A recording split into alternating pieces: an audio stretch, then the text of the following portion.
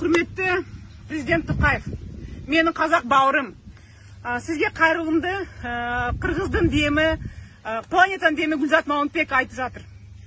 Қазағым, бауырым, міне, қарасашы, мына аналар осы жерде Оренбургта Ақсай менен бұзылықтың границасында қалып отыр.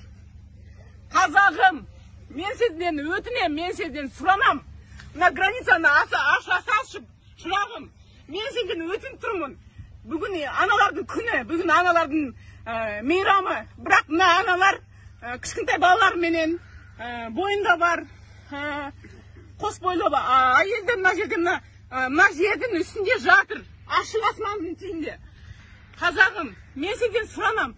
Границаны аша қойшы. 500 адам кіріп Қырғызстанға өтіп кетсін. Енді қырғыз қазаққа көмектескен, қазақ қырғызға көмектескен бауыр еліміз ғой. Границаны аш, қазағым. Бүкіл қазақ блогерлерге қайырларым.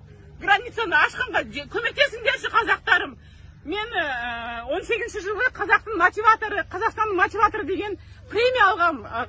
Мен Гүлзат Мамытбекмен хабардан премия алғам. Мен қазағымды да жақсы көрем. Бірақ қазақ қырғызға көмектесу керек. Границаны аш, қазағым. Блогерлер маған көмектесіңдер, мына границаны ашып берсін. Ата-аналары, мына жерде тұрған әйелдер шығып кетейік. Рахмет, үлкен рахмет. Мақұлсыңар ба? Қиналдыңар ба? Үйладыңар ба? Міне қарашы, жығылып жатыр, мына жерде әйелдер жығылып жатыр. Қазақ бауырлар, тұрыңдар. Мен сіздерден сұранам, өтінем. Тұрыңдар, мына әйелдерге, еркек бауырларыма, қырғыз бауырларыма жолды аша қойыңдар. Құдайдың жолы ғой. Біз коронавируспен ауырған адамдар жоқ кен, біз неден өттік, анализден бәрін өттік, бәрі таза шықты. Енді сен границаны аша қой. Құдайдың жолынан қызғанба, алтыным.